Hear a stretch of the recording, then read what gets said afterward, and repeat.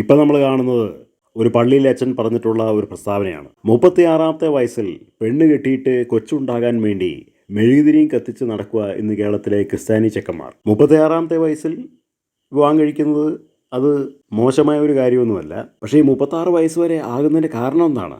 സാമ്പത്തിക കെട്ടുറപ്പില്ലാതെ വിവാഹം കഴിക്കാൻ പറ്റില്ലല്ലോ. കേരളത്തിലെ പെൺകുട്ടികൾ അവരുടെ മാതാപിതാക്കളൊന്നും ഫസ്റ്റ് മാരേജിലൂടെ കടന്നു പോകാൻ ആഗ്രഹിക്കുന്നുണ്ടെങ്കിൽ അവർ അങ്ങനെയുള്ള ആണുങ്ങളെ മാത്രമേ സ്വീകരിക്കുകയുള്ളൂ. സാമ്പത്തിക കെട്ടുറപ്പില്ലാത്തവനും അതുതന്നെ നല്ല ഗ്യാരണ്ടി ജോലിയില്ലാത്തവനും ഒന്നും പെണ്ണ് കിട്ടത്തില്ല. അതുകൊണ്ട് ആണുങ്ങൾ 36-ാമത്തെ വയസ്സ് വരെ കാത്തിരിക്കേണ്ട ഒരു ഗതികേടാണ്. 36 വയസ്സ് പിന്നെ സഹിക്കാം.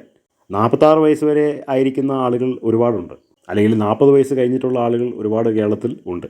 അതുകൊണ്ട് അത് ആണുങ്ങളുടെ കുറ്റമല്ല, വേറെ നിവൃത്തിയില്ല. നമ്മുടെ സാമൂഹിക ഘടനയുടെ കാപട്യം നിറഞ്ഞിട്ടുള്ളൊരു മുഖമാണത്. അതായത് സാമ്പത്തിക സ്ഥിരതയുള്ള ജോലി ഉണ്ടെങ്കിൽ മാത്രമേ വിവാഹം കഴിക്കാൻ പറ്റത്തുള്ളൂ എന്നും പണമുണ്ടെങ്കിൽ മാത്രമേ വിവാഹം കഴിക്കാൻ പറ്റത്തുള്ളൂ എന്നൊക്കെ പറഞ്ഞ് ആളുകൾ അങ്ങനെ തെറ്റിദ്ധരിപ്പിച്ച് വെച്ചിരിക്കുകയാണ്. നൂറ്റാണ്ടുകൾക്ക് മുമ്പേ മനുഷ്യൻ ഈ ലോകത്തിൽ വിവാഹം കഴിക്കുന്നുണ്ട്, മക്കളുണ്ടാകുന്നുണ്ട്. പക്ഷേ അവരാരും പണത്തിനെ മുൻനിർത്തിയോ ജോലിയെ മുൻനിർത്തിയോ അല്ല കല്യാണം കഴിച്ചിരിക്കുന്നത്. അതൊക്കെ ജീവിതത്തിൽ നടക്കേണ്ട ഒരു കാര്യമാണ്. വിവാഹം അതുമായിട്ട് യാതൊരു ബന്ധവുമില്ല. പക്ഷേ അതുമായിട്ട് ബന്ധപ്പെടുത്തിയിട്ടാണ് മലയാളികൾ ഭൂരിപക്ഷം പേരും സംസാരിക്കുന്നതും ജീവിക്കുന്നതും പെരുമാറുന്നതും ഒക്കെ. അപ്പോൾ അങ്ങനത്തെ ഒരു സാഹചര്യം വരുമ്പോൾ പിന്നെ അനുഭവിക്കുന്നത് മുഴുവൻ ആണുങ്ങളാണ്.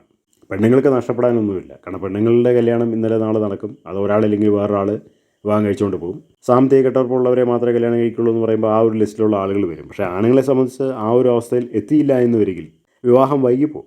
അതാണിപ്പോൾ ഒരുപാട് ആണുങ്ങൾ അനുഭവിച്ചുകൊണ്ടിരിക്കുന്നത്. അപ്പോൾ പള്ളിയിലെ അച്ഛൻ അവിടെ നിന്ന് പ്രസംഗിച്ചാൽ മതി, അദ്ദേഹം വിവാഹം കഴിക്കാത്ത വ്യക്തി ആയതുകൊണ്ട് അദ്ദേഹത്തിന് നഷ്ടപ്പെടാനൊന്നുമില്ല. പക്ഷേ ആ തീ തിന്നുന്നത് മുഴുവൻ ആണുങ്ങളാണ്. ആണുങ്ങൾക്ക് അതിൻ്റെ ദുഃഖവും വിഷമവും അറിയത്തുള്ളൂ. കാരണം വിവാഹം നടക്കാതെ നരച്ച് മൂത്ത് ഇങ്ങനെ ഇരിക്കേണ്ട ഒരു സാഹചര്യം വരുന്ന ഒരുപാട് ആണുങ്ങൾ കേരളത്തിലുണ്ട്. കാരണം വരുമാനമില്ലാത്തതുകൊണ്ട് കല്യാണം കഴിക്കേണ്ടെന്ന് വിചാരിച്ചിരിക്കുന്നവരുമുണ്ട്. കാരണം പെണ്ണുങ്ങളിലേക്കായിട്ടും കൂടുതലായിട്ട് പെണ്ണുങ്ങളുടെ വീട്ടിലുള്ള ആളുകളുടെ വായിൽ നിന്ന് ഉള്ളതെല്ലാം കേൾക്കണം. ഇതെല്ലാം ഉണ്ടായിട്ടും അടിയും തല്ലും വെട്ടും കുത്തും വിവാഹമോചനം നടക്കുന്ന ഒരു കാലഘട്ടത്തിലാണ് നമ്മൾ ജീവിക്കുന്നത്.